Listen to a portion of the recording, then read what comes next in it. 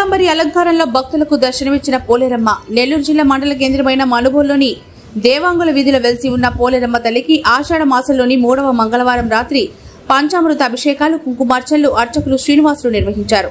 ఈ సందర్భంగా వందలాది మంది భక్తులు పాల్గొని అమ్మవారిని దర్శించుకుని తీర్థ ప్రసాదాలు స్వీకరించారు. ఈ కార్యక్రమాలకు ఉభయదాతలుగా నీలిశెట్టి విజయ్ కుమార్, సుమతి దంపతులు వ్యవహరించారు.